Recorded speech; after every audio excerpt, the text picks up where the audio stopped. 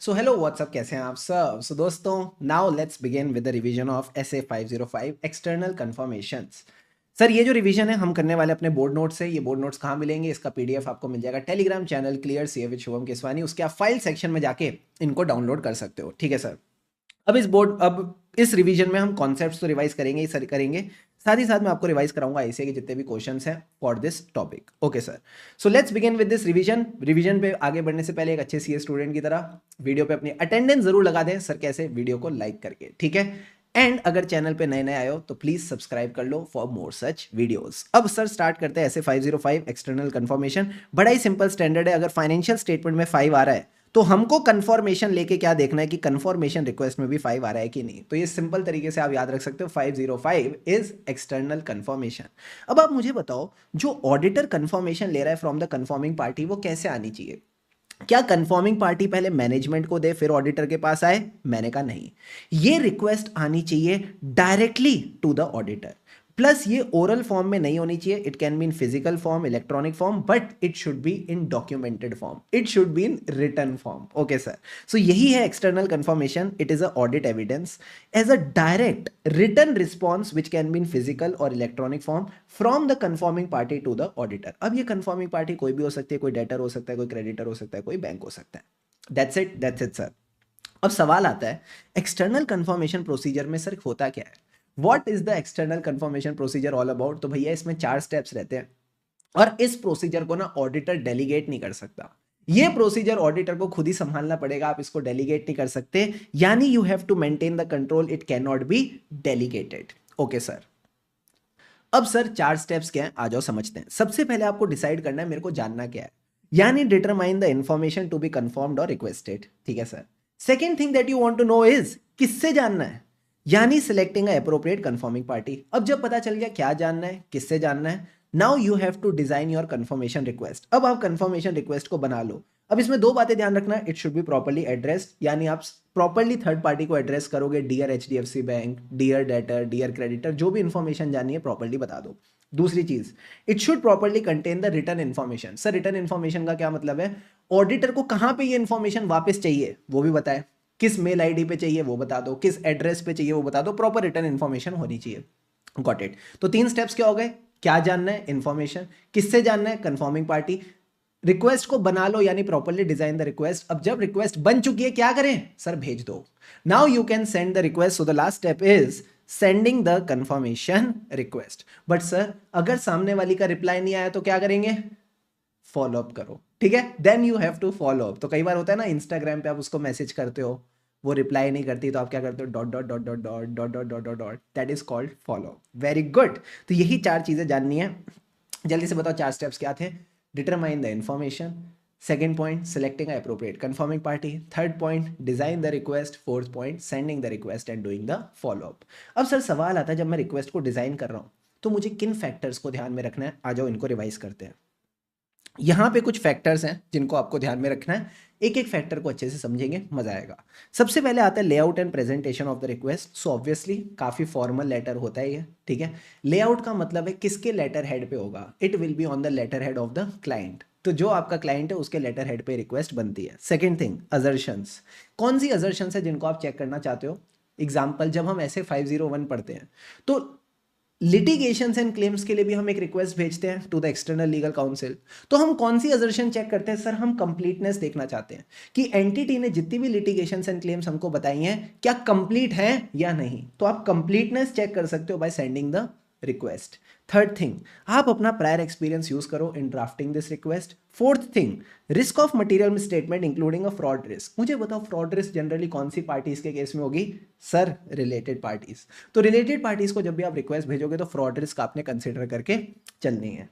Then sir management authorisation, ये तो सबसे इंपॉर्टेंट है। आप मुझे बताओ, क्या बिना मैनेजमेंट की ऑथराइजेशन के, क्या बिना मैनेजमेंट की, यू कैन से कंसेंट के, कोई भी थर्ड पार्टी आपको क्लाइंट की इंफॉर्मेशन दे देगी? नहीं sir.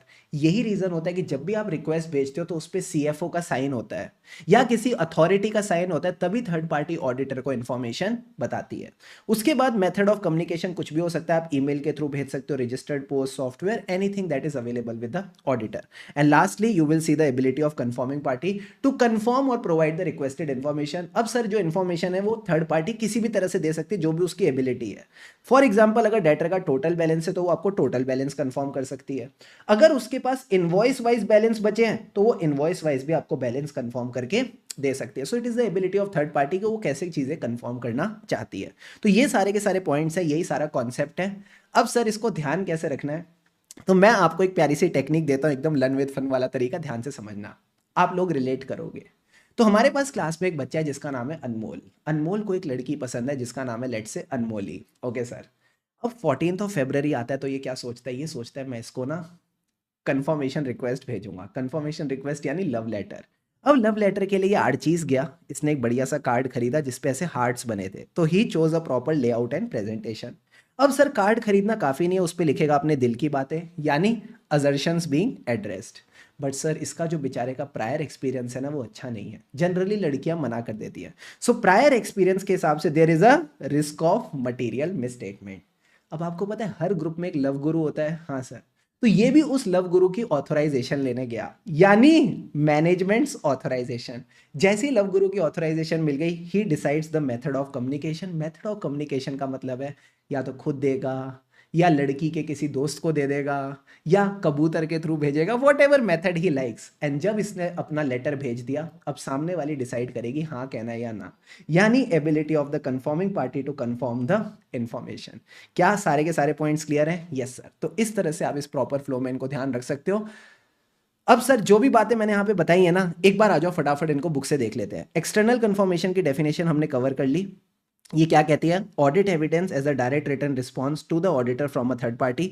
It can be in paper form, electronic form और एनी अदर मीडियम। अब सर एक्सटर्नल कंफर्मेशन प्रोसीजर के 4 स्टेप्स क्या होते हैं, ये हमने जस्ट अभी कवर करे। सबसे पहले देखो क्या इन्फॉर्मेशन जाननी है, selecting a appropriate confirming party, then designing the confirmation request जिसमें आप इंश्योर करोगे इट इज प्रॉपर्ली एड्रेस्ड, ठीक है, एंड इसके अंदर रिटर्न इन्फॉर्मेशन होनी चाहिए, then sending the request and doing proper follow up. Clear है? क्लियर है सर। फिर शुभम सर ने आपको फैक्टर्स बताए, जल्दी से अनमोली वाले पॉइंट्स रिकॉल करो। लेआउट एंड प्रेजेंटेशन, दिल की बातें, assertions being addressed, prior experience के हिसाब से risk of material misstatement. So लेंगे मैनेजमेंट की authorisation, encouragement, then the method of communication and ability of confirming party to confirm the information. तो ये सारे के सारे पॉइंट्स भी डन डन। क्या यहां तक सारा गेम क्लियर है? यस और नो? Yes sir. अब आ जाओ एक प्यारा वाला टॉपिक कराता हूं, टाइप्स ऑफ कंफर्मेशन रिक्वेस्ट। ठीक है, गेट रेडी। पानी के 2-2 घूंट लगा लो।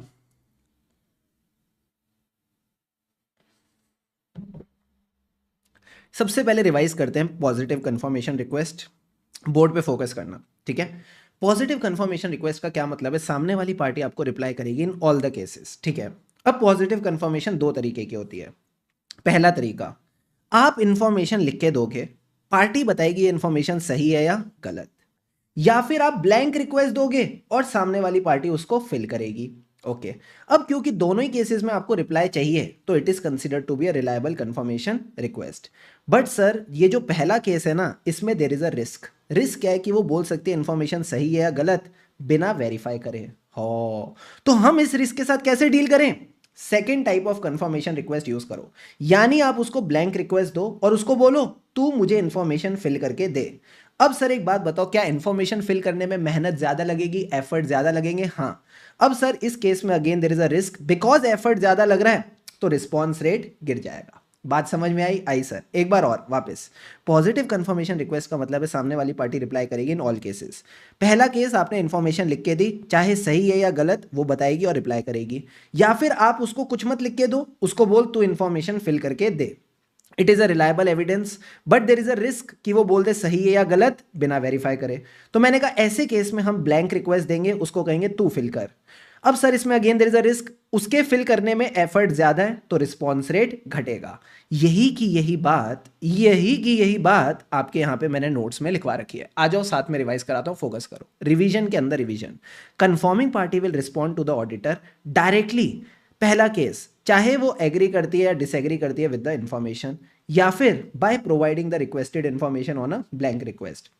100 बात की एक बात, reply in all the cases, it is considered to be a reliable evidence. अब sir there is a risk, मैंने कहा रिस्क क्या है कि कंफर्मिंग पार्टी रिप्लाई कर सकती है विदाउट वेरीफाइंग द इंफॉर्मेशन। अब इस रिस्क को कैसे रिड्यूस करें? भैया ब्लैंक रिक्वेस्ट दो, उसको बोलो तू फिल कर। Reduce this risk by not stating the amount, ask the confirming party to fill the amount और प्रोवाइड द इंफॉर्मेशन।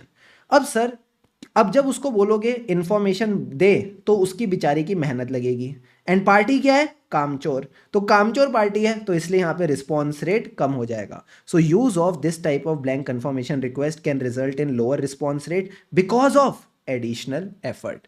क्या पूरा का पूरा गेम फ्लो के साथ क्लियर है?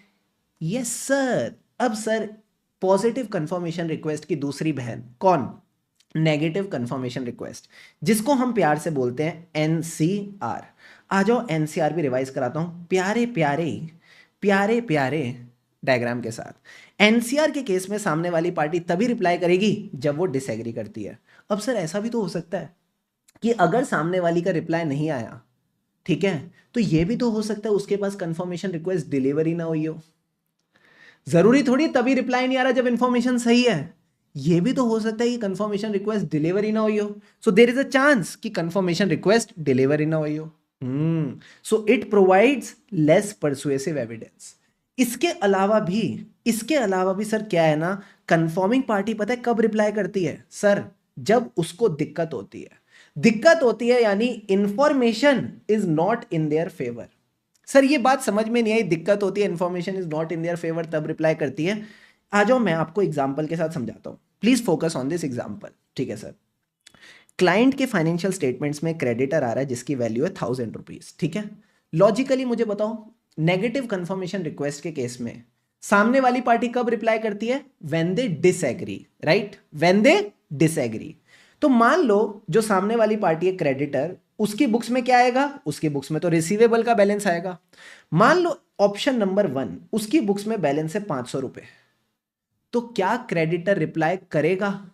मैंने कहा करेगा या नहीं करेगा की अलग बात है, क्या करना चाहिए? हाँ सर करना चाहिए। ये इंफॉर्मेशन और ये इंफॉर्मेशन तो मैच नहीं कर रही, so they should disagree and they should reply back. अब लॉजिकली सोच के बताना, क्या क्रेडिटर रिप्लाई करेगा? मैंने बोला मुझे 1000 रुपए देने हैं, क्रेडिटर बोल रहा है नहीं नहीं 1000 रुपए नहीं, मुझे तो सिर्फ 500 रुपए लेने हैं। क्या कोई इतना भला आदमी होगा? मैंने कहा नहीं। तो यहां पे sir there is a risk कि वो रिप्लाई नहीं करेगा कि मुझे 500 रुपए लेने हैं। बात समझ में आ रही है? आ रही है सर। अच्छा मैंने बोला 1000 रुपए, क्रेडिटर की बुक्स में भी 1000 रुपए, तो अब जब चीजें एग्री कर रही हैं तो ऑब्वियसली रिप्लाई नहीं करेगा। अब मैंने बोला मेरे को 1000 रुपए देने हैं, उसकी बुक्स में 1500 लेने हैं, क्या यहां रिप्लाई करेगा? सर झक मार के रिप्लाई करेगा। क्यों? क्योंकि this is not in his favour, यहां चीजें इसके फेवर में नहीं है, यहां पे इसको नुकसान हो रहा है, तो इसलिए यहां पे रिप्लाई कर रहा है। क्या आपको ये बारीक चीज समझ में आई? वापस बता रहा हूं, मैंने बोला 1000 रुपए देने हैं, उसकी बुक्स में 500 लेने हैं, क्या वो रिप्लाई करेगा? वो कहेगा क्यों रिप्लाई करूं, दे 1000 रुपए, ठीक है मैं ले लेता हूं 1000 रुपए। दूसरा केस, यहां 1000 रुपए, यहां 1000 रुपए, ऑब्वियसली रिप्लाई नहीं करेगा। मैंने कहा 1000 रुपए देने हैं, उसकी बुक्स में 1500 लेने हैं, सर ऑब्वियसली रिप्लाई करेगा। तो एक बात याद रखना, सामने वाली पार्टी तभी रिप्लाई कर रही है जब इंफॉर्मेशन उसके फेवर में नहीं है, जबकि उसको यहां पे भी रिप्लाई करना चाहिए था। एंड यही प्रॉब्लम है नेगेटिव कंफर्मेशन रिक्वेस्ट के साथ। तो यही बात मैंने अंग्रेजी में यहां पे लिखवा रखी है, everyone please focus. Negative confirmation request का मतलब क्या है? सामने वाली पार्टी रिस्पॉन्ड कब करेगी? Only if they disagree with the information and it provides a less persuasive evidence. क्यों? दो रीजन है सर। मान लो आपको रिस्पॉन्स रिसीव नहीं होता, अगर आपको रिस्पॉन्स रिसीव नहीं हो रहा इसका यह मतलब नहीं है इंफॉर्मेशन सही है। यहां पे दो गड़बड़ हो सकती हैं। गड़बड़ नंबर 1, हो सकता है कंफर्मेशन रिक्वेस्ट सामने वाले को रिसीव ही ना हुई हो। गड़बड़ नंबर 2, इसका यह मतलब नहीं है कि इंफॉर्मेशन एक्यूरेट है। सर ऐसा क्यों? क्योंकि confirming party is more likely to respond with a disagreement when the information is not in their favour. जब चीजें उनके फेवर में नहीं होती तभी वो कहीं ना कहीं रिस्पॉन्ड करते हैं। तो ये भी एक बहुत बड़ी दिक्कत है, बिकॉज ऑफ विच हम कहते हैं it provides a less persuasive evidence. क्या बातें समझ में आई सर? तो आप मुझे बताओ, क्या एनसीआर यूज करना चाहिए नहीं करना चाहिए? सर नहीं यूज करना चाहिए। फिर भी ये स्टैंडर्ड कहता है कि आप एनसीआर यूज कर सकते हो। You can use a negative confirmation request. मैंने कहा कब? जब आप ये चारों कंडीशंस फुलफिल कर दो। अगर आपने चारों कंडीशन फुलफिल कर दी then you can use NCR as a sole substantive procedure. अब सर चार कंडीशन क्या है? वो कहता है कि यार ये जो एरिया है ना जिसमें आप नेगेटिव कंफर्मेशन रिक्वेस्ट यूज कर रहे हो, भले ये बेकार एविडेंस देती है बट इस एरिया में भी रिस्क कम है। There is a low risk of material misstatement. अच्छा, ऐसा सिर्फ हम सोच नहीं रहे, हमारे पास एविडेंस है। एविडेंस है कि यहां पे कंट्रोल्स अच्छे हैं, control risk is low. Second thing कहते हैं रिस्क ऑफ मटेरियल मिसस्टेटमेंट तो कम है, एक्सेप्शन रेट भी कम है। एक्सेप्शन रेट का क्या मतलब है? एक्सेप्शन का मतलब होता है कि जब आपके फाइनेंशियल स्टेटमेंट और कंफर्मेशन का जो बैलेंस है मैच नहीं करता, उसको कहते हैं एक्सेप्शन। तो अगर एक्सेप्शन रेट कम है इसका मतलब चीजें मैच कर रही हैं, इसका मतलब चीजें मैच कर रही हैं। तो अगर एक्सेप्शन रेट कम है तो आप एनसीआर यूज कर लो। तो दो चीजें कम क्या हो गई? रिस्क ऑफ मटेरियल मिसस्टेटमेंट कम है, एक्सेप्शन रेट कम है। बट सर एक चीज है जो बहुत ज्यादा है। मैंने कहा क्या? ढेर सारे छोटे छोटे बैलेंसेस, ढेर सारे छोटे छोटे एक जैसे बैलेंसेस। फॉर एग्जांपल मान लो मेरे पास डेटर्स है। अब सर जो डेटर्स है ना, टोटल वैल्यू में उसके छोटे छोटे ढेर सारे डेटर्स है। जैसे कोई 500 रुपए का, कोई 600 रुपए का, कोई 1000 रुपए का, कोई 1500 रुपए का। तो ऐसी छोटी छोटी वैल्यू वाले एक जैसे कई सारे डेटर्स हैं।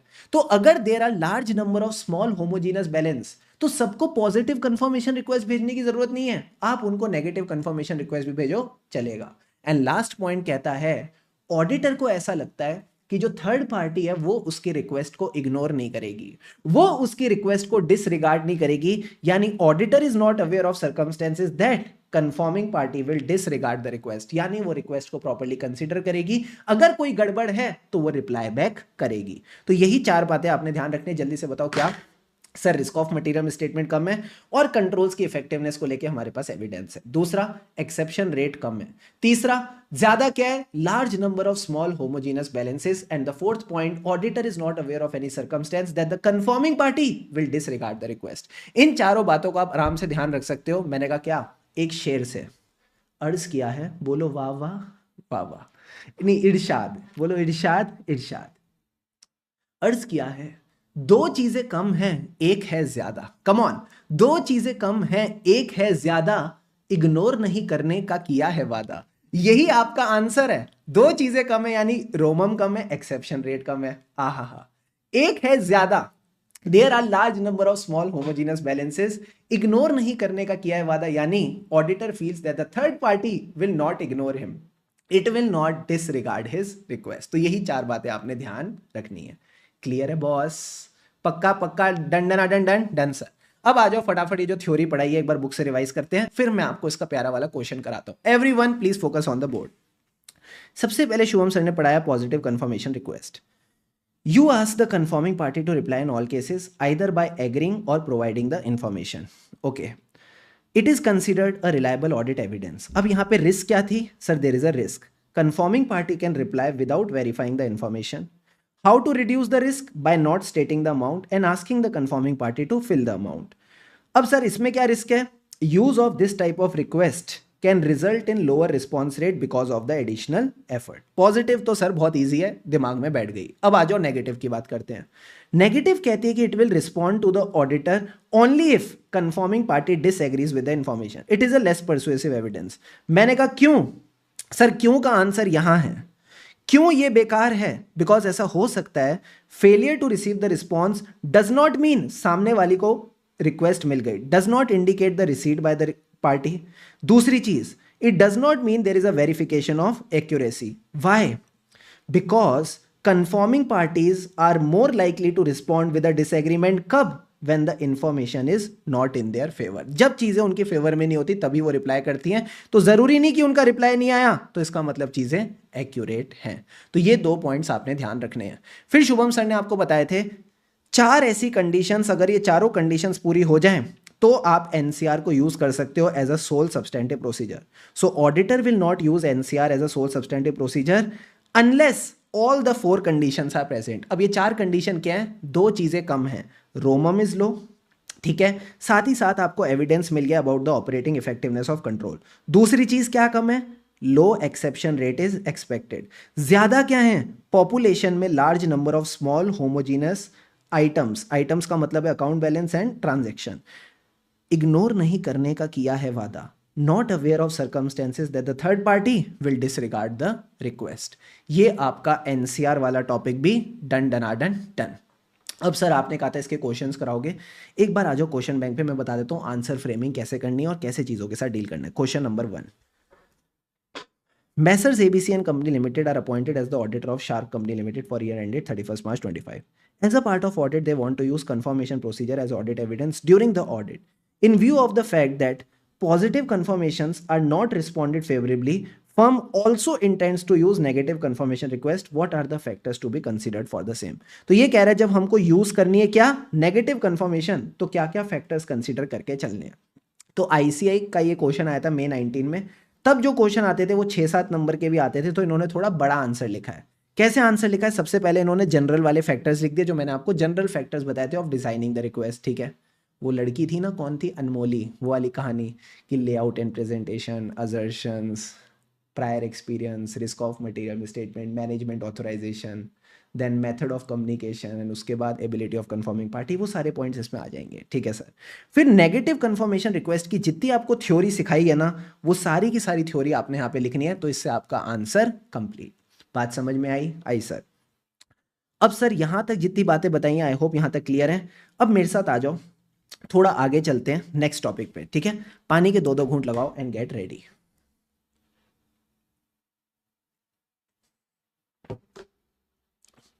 अब सर अगला टॉपिक क्या कहता है? ये कहता है आपने रिक्वेस्ट तो भेज दी, अब रिस्पॉन्स भी आएगा. अब हमें उस रिस्पॉन्स को इवेल्युएट करना है, और इसमें 4 केसेस बन सकते हैं, और इसी में आपका पूरा स्टैंडर्ड कंप्लीट भी हो जाएगा. ठीक है, are you ready? Yes sir. सबसे पहले अगर मैं रिस्पॉन्स को इवेल्युएट कर रहा हूं तो पहला केस है कि रिस्पॉन्स नहीं आया हो, that is the case of non response.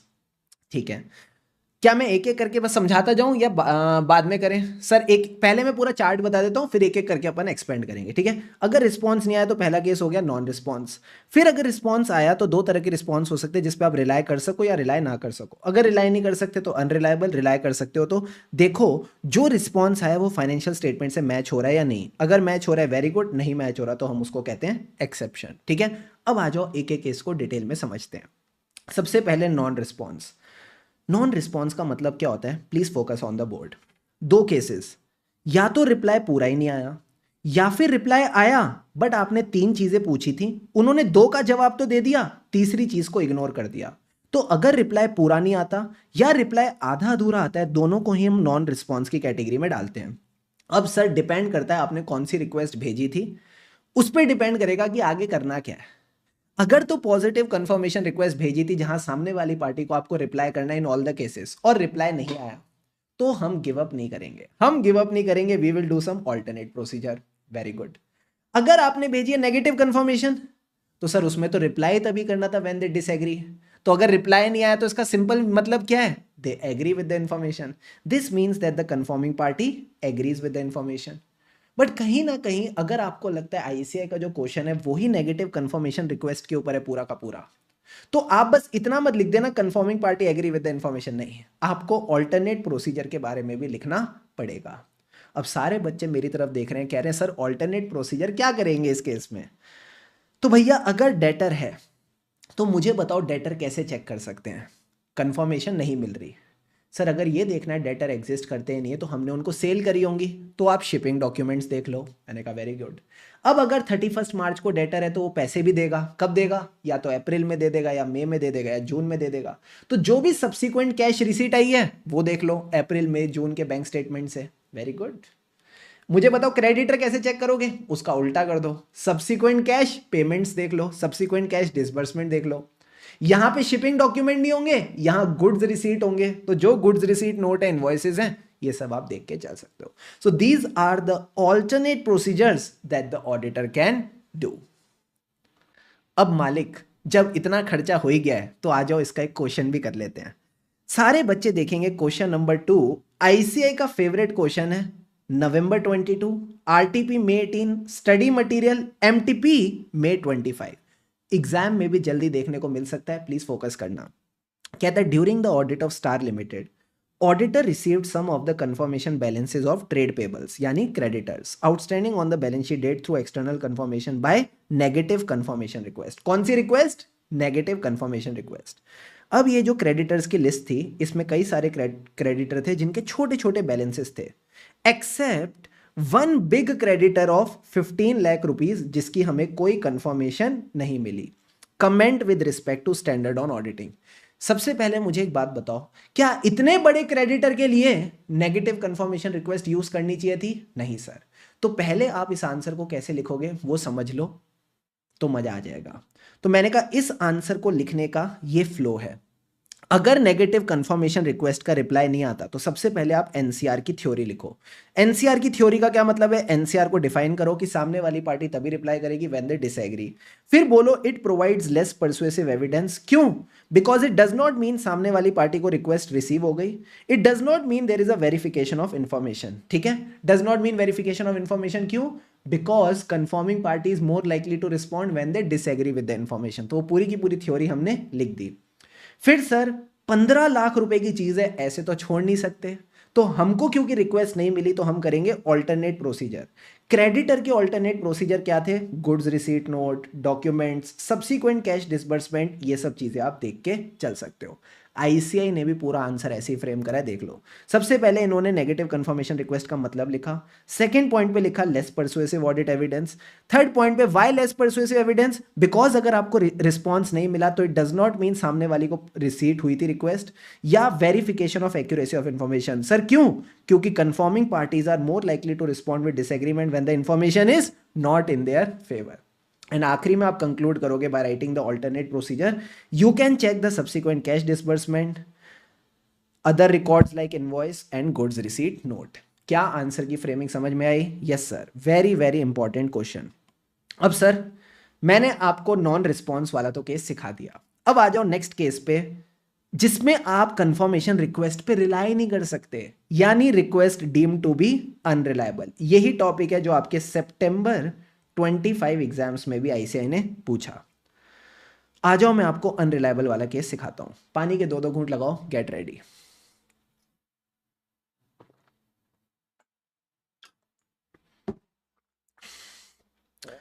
Photo पे फोकस करना। अगर फोटो समझ में आ गई तो आपको पूरा का पूरा थ्योरी समझ आ जाएगी, समझ आ जाएगा थ्योरी लिखते कैसे हैं। Are you ready? अरे yes sir, no yes sir. अब देखना गेम क्या है। पंछी बनूं उड़ती फिरूं मस्त गगन में, ये कौन है सर? ये है ऑडिटर। ओके, अब ऑडिटर क्या चाहता है सर? ऑडिटर चाहता है ऐसे 505 एक्सटर्नल कंफर्मेशन में जो भी रिक्वेस्ट मेरे पास आए वो कहां से आए? सर वो आए कंफर्मिंग पार्टी से, वो मेरे पास डायरेक्टली कंफर्मिंग पार्टी से आए। तो बताओ इसके लिए दिक्कत कब होगी? मैंने कहा दिक्कत 2 केसेस में होगी।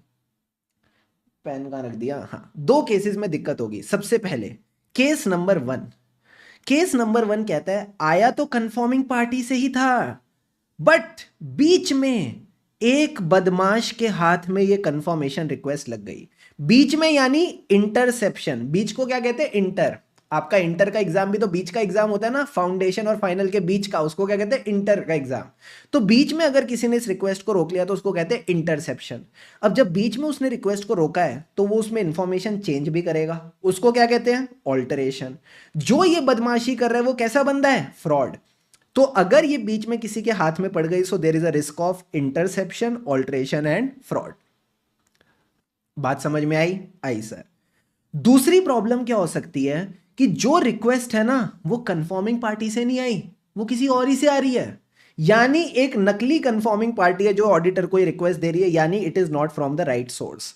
अब सारे बच्चे बताओ, अगर ऐसा खेल ऑडिटर के साथ हो रहा है कि कंफर्मिंग पार्टी से रिक्वेस्ट आती है, बीच में कोई बदमाशी कर लेता है, या भेजने वाली ही नकली पार्टी है, तो सर इसको क्या कहेंगे? इसको कहेंगे fraud. There is a risk of fraud, और जब भी फ्रॉड की रिस्क होती है तो ऑडिटर को फिर चीजें थोड़ी डिटेल में चेक करनी पड़ेंगी, फ्रॉड को पकड़ना पड़ेगा। तो यानी आप कह सकते हो there is a risk of material misstatement due to fraud and he needs to modify the nature, timing and extent of his procedure, and this is also a fraud risk factor. कहीं ना कहीं यहां से fraud की खुशबू आ रही है, so this is a fraud risk factor. क्या पूरी की पूरी गेम समझ में आई? आई सर। अब इसी को इंग्लिश में लिखना है, ठीक है, इसी को इंग्लिश में लिखना है। अच्छा हाँ, एक चीज और, ऐसे 500 ने क्या कहा था, जो एविडेंस एक्सटर्नल सोर्सेज से आता है ना वो रिलायबल होता है, जरूरी नहीं है। इसी के बारे में बात करेंगे, एवरीवन प्लीज फोकस। सबसे पहले इंट्रोडक्शन बोलो कि जब भी ऑडिटर को लगता है कि जो रिस्पॉन्स है it is not reliable, then he needs to see the impact on the risk of material misstatement. कौन सी risk? Fraud risk and nature, timing and extent of audit procedure. अब ऐसे 500 का गाना गाओ। ऐसे 500 कहता है भले ही एविडेंस एक्सटर्नल सोर्स से आया हो, बट कुछ ऐसे सर्कमस्टेंसेस हो सकते हैं that can affect its reliability. अब सर ये कौन से सर्कमस्टेंसेस हैं? इसी के बारे में लिखा है। अगर आपको लगता है चीजें इनडायरेक्टली आई हैं, इनडायरेक्टली यानी पहला केस कंफर्मिंग पार्टी से किसी और के पास, किसी और से ऑडिटर के पास, तो ये दिक्कत है। या फिर आपको लगता है it is not from the original confirming party, यानी चीजें रिलायबल नहीं है। अब सर इसमें रिस्क क्या है? मैंने कहा रिस्क है इंटरसेप्शन, ऑल्ट्रेशन और फ्रॉड। यही जो चीज मैंने आपको बताई थी कि बीच में अगर कोई पकड़ लेता है तो there is a risk of interception, alteration and fraud, and this is a fraud risk factor. This is a fraud risk factor. एक बार और करेंगे? यस सर, रिवीजन के अंदर रिवीजन। सबसे पहले इंट्रोडक्शन में आप बोलो जब भी लगता है response is not reliable, consider the impact on ROMM. कौन सी risk? Fraud risk and nature, timing and extent of procedure. अब 500 का गाना गाओ।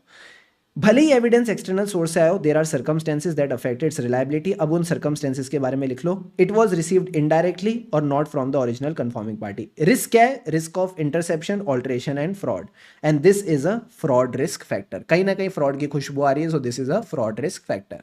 क्या पूरी की पूरी गेम समझ आई? आई सर। अब आ जाओ एक बार इसका क्वेश्चन कर लेते हैं from the question bank. We have a question, study material MTP November 24, same question was asked in September 25 exams. आ जाओ देखते हैं क्या कहता है, ठीक है, इंटरेस्टिंग क्वेश्चन है। As the auditor of groom limited you have send positive confirmation request to 30 creditors. आपने कितने क्रेडिटर्स को भेजा है? 30 क्रेडिटर्स को।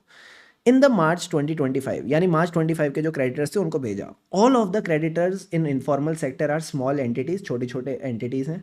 You choose to send positive confirmation request to all the parties at their address, जो address उनके bills में दे रखा था, after discussing with the CFO of the company. तो सीएफओ के साथ डिस्कस किया और सारे के सारे जितने भी क्रेडिटर्स थे उनको हमने कंफर्मेशन रिक्वेस्ट भेज दी।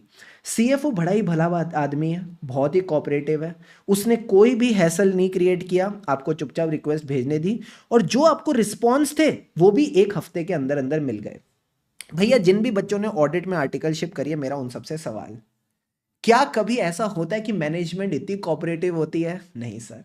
क्या कभी ऐसा होता है कि मैं रिक्वेस्ट भेजूं और 1 हफ्ते के अंदर अंदर रिप्लाई आ जाए? नहीं सर। कितने सारे मेल डालने पड़ते हैं, कितने रिमाइंडर डालने पड़ते हैं, ठीक है, तब जाके भैया रिप्लाई आता है। सो क्या मैं कह सकता हूं this situation is too good to be true? It is too good to be true. हाँ सर। दाल में कुछ काला है या पूरी दाल ही दाल मखनी है? हाँ सर, बड़ी दिक्कत की बात तो लग रही है। अब हमारा जो आर्टिकल इंटर्न है ना, उसने अपना दिमाग चलाया, उसने दिमाग चलाया और वो बताता है कि ये जो 30 क्रेडिटर है ना, उसमें से 25 क्रेडिटर की तो जीएसटी रजिस्ट्रेशन कैंसिल हो चुकी है और कोई फ्रेश रजिस्ट्रेशन भी नहीं हुई।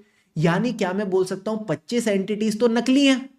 अब सर जब 25 फेक एंटिटीज है तो क्या मैं बोल दूं it is a case of unreliable request? हाँ सर। अब जब ये अनरिलायबल रिक्वेस्ट का केस है तो वही थ्योरी लिखनी है जो मैंने आपको सिखाई थी कि अगर लगता है अनरिलायबल है तो consider the impact on रोमम, that is the risk of fraud and nature, timing and extent of procedure. Very good. Facts of the case आप 1-2 लाइन में लिख दो, कोई दिक्कत की बात नहीं है। फिर 500 का गाना गाना, that evidence which is external can be affected by the reliability. उसकी रिलायबिलिटी अफेक्ट हो सकती है किन केसेस में? अगर इनडायरेक्टली मिलता है या not from the confirming party. There is a risk of interception, alteration and fraud, and आखिरी में आप बोलो this is a fraud risk factor. ये कहीं ना कहीं क्या है? फ्रॉड रिस्क फैक्टर है। मजा आया अच्छा क्वेश्चन करके? Yes sir. अब आ जाओ भैया नेक्स्ट कॉन्सेप्ट की ओर चलते हैं। सर नेक्स्ट कॉन्सेप्ट क्या है? मेरा प्यारा प्यारा एक्सेप्शन। पानी के 2 घूंट लगाएंगे और कॉन्सेप्ट को समझेंगे। अब आ जाओ एक्सेप्शन की बात करते हैं। सबसे पहले एक्सेप्शन का मतलब क्या है? सर एक्सेप्शन का मतलब है जो हमारे क्लाइंट के बुक्स ऑफ अकाउंट्स में आ रहा है और जो हमारी कंफर्मेशन में आ रहा है ना, ये मैच नहीं कर रहा, ये कहीं ना कहीं मैच नहीं कर रहा। तो सबसे पहले मतलब बताओ, response indicating a difference between the information requested and the information provided by confirming party. तो जब भी डिफरेंस होगा तो उसको हम एक्सेप्शन का नाम देंगे। इसको मिसस्टेटमेंट नहीं बोलते। क्यों नहीं बोलते अभी पता चलेगा।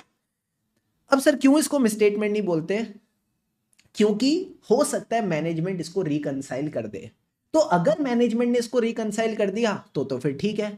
अगर रिकंसाइल नहीं किया तो मैं इसको मिसस्टेटमेंट का नाम दूंगा। अब समझना, देखो एग्जांपल लेते हैं। फॉर एग्जांपल 31 मार्च को डेटर का बैलेंस हमारी बुक्स में आ रहा था 3 लाख, कंफर्मेशन में कितना आ रहा है 1 लाख। अब मैं मैनेजमेंट के पास गया, मैंने कहा सुनो इसको रिकंसाइल करके दो ना, हमारी बुक्स में ज्यादा बैलेंस और इनकी बुक्स में कम बैलेंस क्यों आ रहा है। तो हो सकता है मैनेजमेंट रिकंसाइल करके दे दे। अब कैसे रिकंसाइल किया ध्यान से समझना।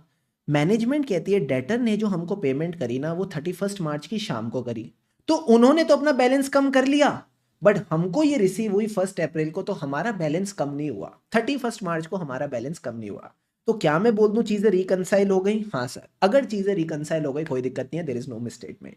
बट अगर मान लो मैनेजमेंट रिकंसाइल नहीं कर पाता, इट इज अ मिसस्टेटमेंट। तो सेकंड पॉइंट यहां पे आपको ये देखना है, company should be asked to investigate and reconcile the discrepancy. कहीं ना कहीं आप उस डिस्क्रिपेंसी को रिकंसाइल करवा लो। अब सर अगर ये रिकंसाइल नहीं कर पाते तो देयर इज अ मिसस्टेटमेंट। और हमने ऐसे 530 में सीखा है, जब भी पॉपुलेशन में मिसस्टेटमेंट मिलती है, जब भी सैंपल में मिसस्टेटमेंट मिलती है, तो आप उसको प्रोजेक्ट करते हो पॉपुलेशन पे वापस। जब भी किसी सैंपल में मिसस्टेटमेंट मिलेगी आप उसको पूरी पॉपुलेशन पे प्रोजेक्ट करोगे। यही बात पॉइंट 3 में लिखी है, अगर there is a misstatement it is assessed to entire population after analysing the reason for difference. So for example projection कैसे करते हैं ध्यान से समझना। मान लो 10 लाख रुपए के डेटर है, आपने इसमें से 1 लाख रुपए का सैंपल चेक किया जिसमें से 10,000 की मिसस्टेटमेंट मिली। तो प्रोजेक्टेड मिसस्टेटमेंट क्या होगी? 10,000 की मिसस्टेटमेंट है 1 लाख के सैंपल में, तो 10 लाख की पॉपुलेशन में कितनी होगी? होगी 1 लाख। तो इस तरह से आप प्रोजेक्टेड मिसस्टेटमेंट निकालोगे। ठीक है सर। एंड आखिरी में कंक्लूजन कंक्लूजन क्या कहता है कि जब आपने सारी टेस्टिंग कर ली तो देखो क्या आपको सफिशिएंट एंड एप्रोप्रिएट एविडेंस मिला। अगर नहीं मिला तो और टेस्टिंग करो, तो और टेस्टिंग करो। यानी अगर सफिशिएंट एंड एप्रोप्रिएट एविडेंस नहीं मिला, then you need to perform further audit procedure necessary as per SA 330। That means you need to do more testing. क्या चारों स्टेप्स क्लियर हैं? जल्दी से बता दो। हाँ सर। पहला स्टेप एक्सेप्शन की मतलब क्या है? Difference between the information requested and provided by confirming party. Yes और नो? Yes sir. दूसरा, अगर मेरे को डिफरेंस मिला है तो मैं क्या करूंगा? मैनेजमेंट के पास जाऊंगा, इन्वेस्टिगेट करो, रिकंसाइल करो। अगर रिकंसाइल नहीं कर पाते, मिसस्टेटमेंट है, assess to the entire population after analysing the reason. And चौथा स्टेप क्या है? कंक्लूजन। क्या एविडेंस मिला? नहीं मिला तो और फर्दर ऑडिट प्रोसीजर्स करो। ये 4 स्टेप्स आपने अपने आंसर में लिखने हैं। अब सर मैंने जब आपको एक कॉन्सेप्ट पढ़ाई दिया है, आ जाओ इसका क्वेश्चन भी करते हैं। Please come to question number 4. This is the question of your RTP May 25. Get ready. पानी के 2 घूंट लगाओ।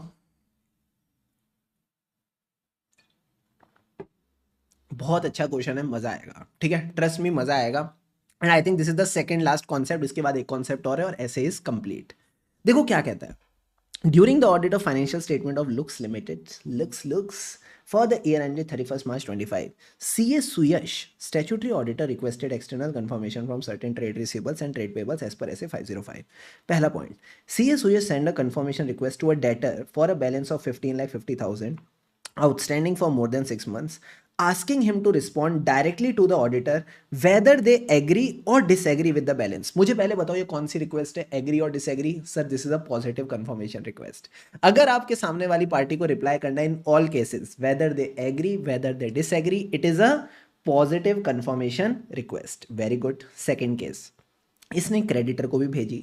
क्रेडिटर जिसका आउटस्टैंडिंग बैलेंस था 13,25,000, उसको रिक्वेस्ट को रिस्पॉन्ड तभी करना था only if there is a disagreement with the amount. मुझे बताओ अगर सामने वाली पार्टी तभी रिप्लाई करेगी जब द डिसएग्री, इसको क्या कहेंगे? Negative confirmation request. अब कहता है कि इसको रिस्पॉन्सेज मिले इन द फॉलोइंग मैनर। सबसे पहले पॉजिटिव कंफर्मेशन रिक्वेस्ट का क्या हुआ? Debtor confirm that as per their records the balance is 14,90,000, जबकि कंपनी की बुक्स में आ रहा था 15,50,000। मुझे बताओ अगर हमारी बुक्स का और डेटर की बुक्स का बैलेंस मैच नहीं करता, इसको क्या कहते हैं सर? इसको कहते हैं एक्सेप्शन। ठीक है, सेकंड पॉइंट, क्रेडिटर ने इसको रिस्पॉन्ड नहीं किया, जो नेगेटिव कंफर्मेशन रिक्वेस्ट थी उसका रिप्लाई नहीं आया। अब आईसीआई कहता है identify and explain the type of request. तो वो तो आपको पता ही है, पॉजिटिव कंफर्मेशन, नेगेटिव कंफर्मेशन, उनकी थ्योरी इन्होंने लिखी है। पॉजिटिव की यहाँ पे लिखी है, नेगेटिव की डेफिनेशन यहाँ लिखी है। ठीक है सर। और कहता है बताओ ऑडिटर का क्या कोर्स ऑफ एक्शन रहेगा अब जो हुआ है। पहले हम बात करते हैं positive confirmation.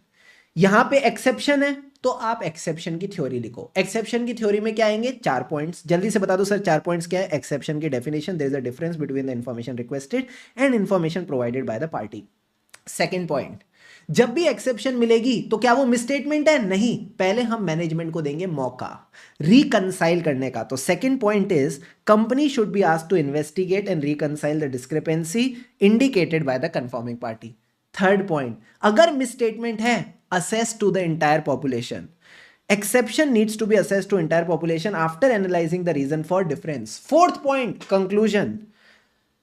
Considering the procedures, conclude क्या sufficient and appropriate evidence obtain हुआ या फिर और टेस्टिंग करने की जरूरत है। Performing further audit procedure is necessary.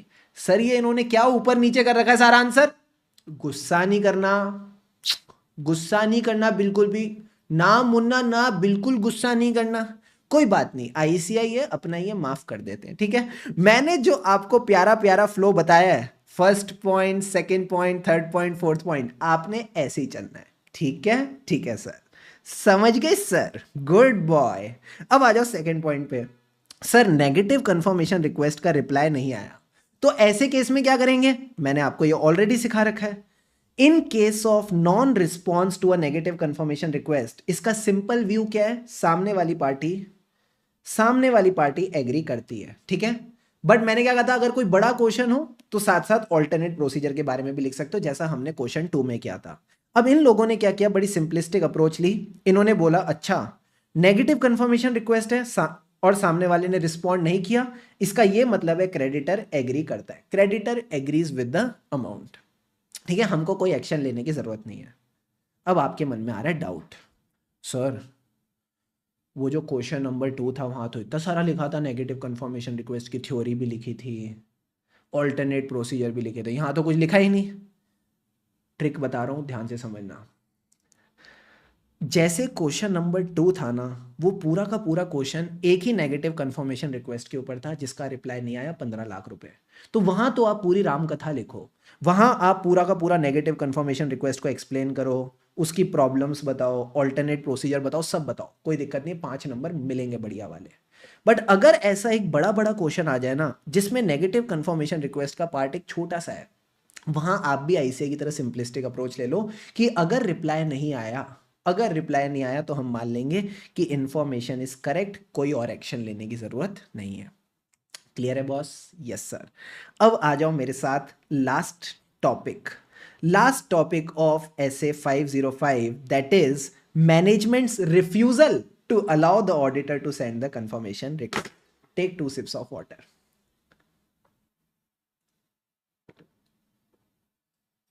अच्छा, इस टॉपिक के बाद मैं एक प्यारा सा आपको सरप्राइज दूंगा जिससे आपको मजा आ जाएगा। ठीक है, बी रेडी।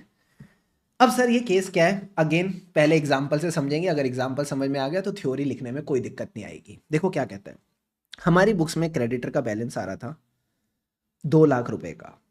अब मैंने मैनेजमेंट को कहा कि मेरे को इसको कंफर्मेशन रिक्वेस्ट भेजनी है, सॉरी हाँ, मुझे इसको कंफर्मेशन रिक्वेस्ट भेजनी है। मैनेजमेंट कहता है हम नहीं भेजने देंगे, हमारा लीगल डिस्प्यूट चल रहा है, अगर आप कंफर्मेशन भेजोगे तो हमारे केस पे दिक्कत आएगी। हमने कहा चला बता बता क्या डिस्प्यूट है, क्या दिक्कत है, क्यों नहीं भेजने दे रहा? तो मैनेजमेंट कहती है हमारी जो एंटिटी है उसने 5 लाख रुपए के गुड्स खरीदे थे एक आदमी से जिसका नाम है कचरा सेठ, जो है क्रेडिटर। 150 रुपया देगा। ठीक है, 150 रुपया देगा, ये वही वाला क्रेडिटर है। ठीक है सर। अब 5 लाख रुपए के जो गुड्स थे उसमें से 3 लाख के गुड्स हमको पसंद में नहीं आए, तो हमने इनको रिटर्न करा। अब कचरा सेठ इतना बदतमीज आदमी है, इसने चीज़ों को एक्सेप्ट नहीं किया, उसने हमारी गुड्स रिटर्न को एक्सेप्ट नहीं किया। अब हमारा केस चल रहा है और हमारा ये मानना है कि हमारा बैलेंस है 5 लैक्स माइनस 3 लैक्स का return, that is 2 lakhs rupees only. अब सर इसने जो कहानी सुनाई सुनने में तो बड़ी अच्छी लगी, क्या सिर्फ कहानी सुनना काफी है या ये जो रीजन दिया है इस रीजन को लेके एविडेंस भी लेना चाहिए सर, एविडेंस भी लेना चाहिए। तो मैंने इसको कहा कि भैया तू मुझे लीगल केस के डॉक्यूमेंट्स दिखा, तेरा लीगल केस चल रहा है ना कचरा सेठ के साथ, तो लीगल केस के डॉक्यूमेंट्स दिखा, जो तूने गुड्स रिटर्न करे उसके डॉक्यूमेंट्स दिखा, यानी जो मैनेजमेंट रीजन बताए ये चेक करने के लिए कि वो रीजन वैलिड है, वो रीजन रीजनेबल है, हमको एविडेंस लेना पड़ेगा। तो यही बात आईसीएबी थ्योरी में लिखता है, देखो क्या कहता है, inquire the management reason and take evidence for their reasonableness and validity. अगर लग रहा है मैनेजमेंट झूठी है, तू झूठी मैं मक्कार, तो फिर ऐसे केस में इंपैक्ट देखना है of management refusal on the risk of material misstatement. Sir झूठी है यानी there is a risk of fraud and nature, timing and extent of audit procedure. Sir ये सेम लाइन अभी आपने पढ़ाई थी, कहां थी गड़बड़? जहां गड़बड़ है ना वहीं आती है ये लाइन, कहां थी गड़बड़? सर वो एक जगह थी, कहां थी? Sir unreliable response, unreliable response वाले केस में भी गड़बड़ थी। अनरिलायबल रिस्पॉन्स यानी जो रिस्पॉन्स आया हमको लग रहा है कि इनडायरेक्टली आया है, कि बीच में उसमें किसी ने छेड़खानी करी है, या फिर it is not from the real confirming party, वो इंटेंडेड कंफर्मिंग पार्टी से नहीं आया। जब अनरिलायबल रिस्पॉन्स है ना तब भी आप सेम लाइन लिखते हो कि evaluate the implications on risk of material statement, that is the risk of fraud and nature, timing and extent of procedure. और यहां पे अगर आपको लगता है मैनेजमेंट झूठ बोल रही है तो सेम चीज आएगी, impact of the managements refusal on the risk of material misstatement, that is the fraud risk and nature, timing and extent of procedure. बात समझ में आई? आई सर। अब सर मैनेजमेंट क्योंकि आपको रिक्वेस्ट भेजने नहीं दे रही, तो आप क्या करोगे? alternate audit procedure. We will perform alternate audit procedure. So perform alternate procedure to get evidence. But Alia Bhatt, अगर लगता है मैनेजमेंट का रिफ्यूजल इज अनरीजनेबल या फिर ऑल्टरनेट प्रोसीजर से भी आपको रेलिवेंट रिलायबल एविडेंस नहीं मिल रहा, तो आप किसके पास जाएं? मैनेजमेंट के ऊपर कौन है? TCWG. So communicate with TCWG as per SA 260 plus consider the impact on the audit report as per SA 705। हो सकता है आपको ओपिनियन मॉडिफाई करना पड़े, so impact of the audit report as per SA 705। इस पे हमारे पास एक डायरेक्ट क्वेश्चन है नेवर परमिट लिमिटेड वाला, question number 3 May 18 RTP May 20, ये आप इजीली हैंडल करके चल सकते हो। क्लियर है बॉस? क्लियर है सर। अब सर यहाँ पे हमारा चैप्टर कंप्लीट हो चुका है, सारे के सारे टॉपिक्स मैंने आपको करा दिए। एक छोटा सा टॉपिक है जो आपके ऑडिट प्रोनाउंसमेंट वाला टॉपिक है December 21 का, इसको एक बार बस रीड कर लेना। ये बस पूछता है क्या फैक्टर्स हैं जिनको आप कंसीडर करते हो ये डिसाइड करने के लिए कि मुझे एक्सटर्नल कंफर्मेशन भेजनी चाहिए या नहीं भेजनी चाहिए। तो मैं इस टॉपिक का ओवरव्यू दे देता हूँ। सबसे पहले आप ये कैसे डिसाइड करोगे कि कंफर्मेशन भेजनी चाहिए कि नहीं? पहले ये देखो कि क्या सामने वाली पार्टी को पता है, पता है तभी तो बताएगी। तो सबसे पहले देखो क्या कंफर्मिंग पार्टी को पता है, यानी confirming party knowledge about the matter. अगर पता है तो सेकंड पॉइंट में देखो क्या वो मेरे को बताएगी। अब वो बताएगी या नहीं बताएगी वो किस पे डिपेंड करेगा, कुछ चीजें हैं कि हो सकता है वो कहे कि यार मैं रिस्पॉन्सिबिलिटी क्यों लूँ इन्फॉर्मेशन शेयर करने की, इसमें तो बहुत ज़्यादा कॉस्ट लगेगी, इसमें तो मेरा बहुत टाइम जाएगा। ठीक है, मान लो वो यूएसए में है तो वो सोच रही है कि कहाँ मैं डॉलर को रुपीज़ में कन्वर्ट करूंगी, बैलेंस कंफर्म करूंगी। ठीक है, they are operating in different currency, उसको लग रहा है मेरे पे पोटेंशियल लीगल लायबिलिटी आ जाएगी, तो they may not respond. Okay sir. इसके अलावा मान लो वो आपको बता भी देगी तो क्या आप उसके इन्फॉर्मेशन पे विश्वास कर पाओगे? यानी you have to consider the objectivity of third party. क्या पता थर्ड पार्टी मैनेजमेंट के साथ मिली हुई हो, रिलेटेड पार्टी हो, so you may not be able to trust him. तो तीन ही बातें हैं, कंफर्मिंग पार्टी को पता है, अगर पता है तो क्या वो मेरे को बताएगी, ठीक है, ability to share the information, and अगर बताएगी तो क्या मैं विश्वास कर पाऊंगा, यानी objectivity of the confirming party, ये भी हमको कंसिडर करनी है। क्लियर है? क्लियर है सर। सर अब हमारे मन में डाउट आ रहा है कि यार इतना ज्यादा ये स्टैंडर्ड फैल चुका है, इसको समेटेंगे कैसे, इसको समेटेंगे कैसे? तो भैया ये काम भी मैं ही आपको करके दूंगा। तो ये रहा सरप्राइज जिसकी मैं बात कर रहा था, 1 pager revision of SA 505। 5 minute के अंदर अंदर पूरा एसए 505 कैसे रिवाइज करना है आ जाओ दिखाता हूं, समझना। सबसे पहले सर हमने स्टार्ट किया ऐसे 505 में मीनिंग का मतलब है direct return response from the confirming party to the auditor. अब इसका प्रोसेस क्या है, 4 स्टेप्स बताए थे, उस पर ऑडिटर कंट्रोल मेंटेन करेगा, यानी आप इसको डेलीगेट नहीं कर सकते।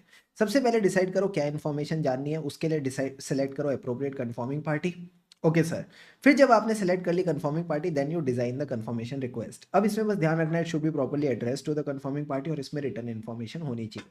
जब आपकी डिजाइन हो गई, then send the confirmation request and do the follow up. ठीक है, वेट अ मिनट, हाँ अब पेन चल रहा है, फॉलो अप।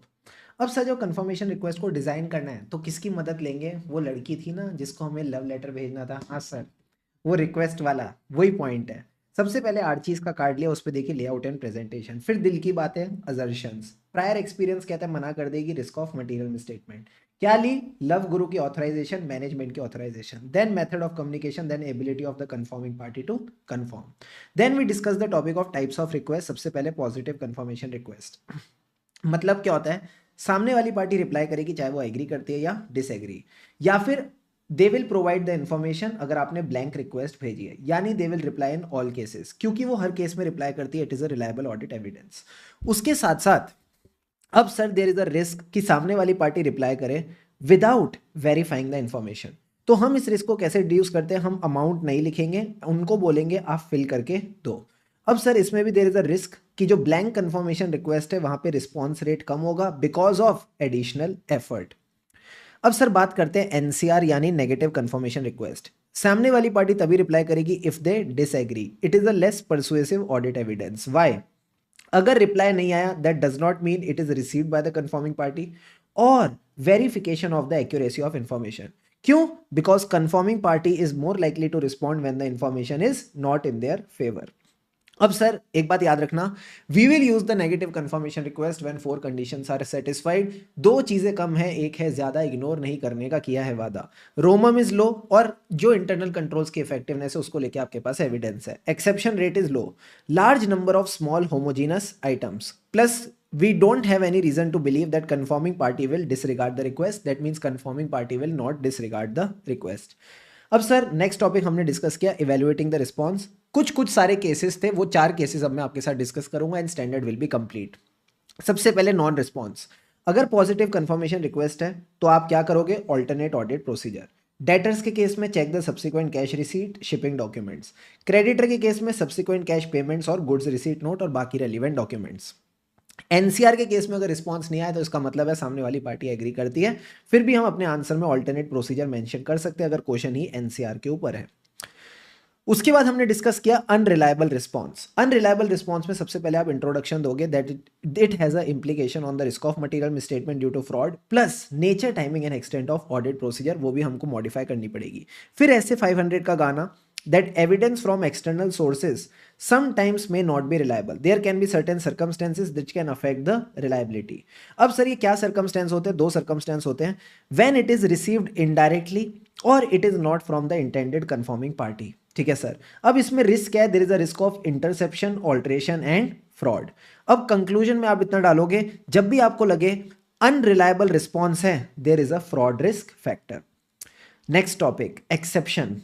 एक्सेप्शन का मतलब होता है difference between the information requested and information provided by the confirming party. जब भी एक्सेप्शन होगी उसको इन्वेस्टिगेट और रिकंसाइल करेंगे, अगर रिकंसाइल नहीं होती तो मिस स्टेटमेंट को असेस करेंगे टू द इंटायर पॉपुलेशन। आखिरी में इवेलुएट करेंगे कंक्लूजन स्टेज पे कि सफिशिएंट एंड अप्रोप्रिएट एविडेंस मिला या फिर और फर्दर ऑडिट प्रोसीजर करने की जरूरत है। लास्ट टॉपिक जो हमने करा मैनेजमेंट रिफ्यूजल। जब भी मैनेजमेंट रिफ्यूज करेगा तो उसके रीजंस इंक्वायर करेंगे, उन रीजंस को लेके एविडेंस लेंगे about the reasonableness and validity, then उसका इंपैक्ट कंसीडर करेंगे कि अगर मैनेजमेंट झूठ बोल रही है so impact on the fraud risk. ठीक है, एंड साथ ही साथ nature timing and extent of audit procedure. बस यहां पे गिव अप मत करना, we also need to perform alternate procedure. अगर ऑल्टरनेट प्रोसीजर करके भी एविडेंस नहीं मिलता या फिर आपको लगता है मैनेजमेंट का रीजन अनरीजनेबल है तो communicate with TCWG as per SA 260, also consider the impact on your opinion as per SA 705। so यहाँ आपकी ये 1 पेजर रिवीजन भी कंप्लीट होती है।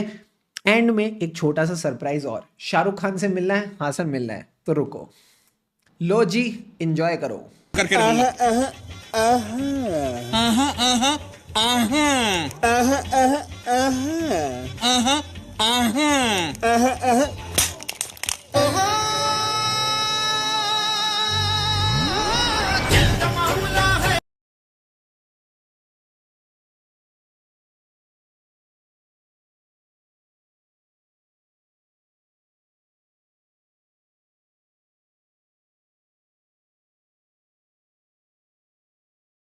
ठीक है भैया।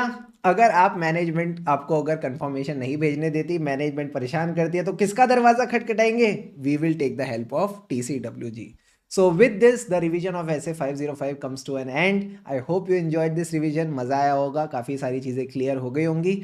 एंड सर ये भी समझ में आ गया कि चाहे ऐसे कितना भी बड़ा हो हम उसको आराम से कंसाइज कर सकते हैं for the last 1.5 days revision. Thank you so much for watching this video. अच्छी लगे तो give it a like, do share your feedback in the comments because your appreciation is my motivation. और इसी तरह मन लगाकर पढ़ते रहें, क्योंकि दोस्तों खुशी से पढ़ेंगे तभी आगे बढ़ेंगे और जल्दी से ये बनेंगे। All the best, keep going. अभी तक चैनल सब्सक्राइब नहीं किया तो do subscribe the channel for more such videos.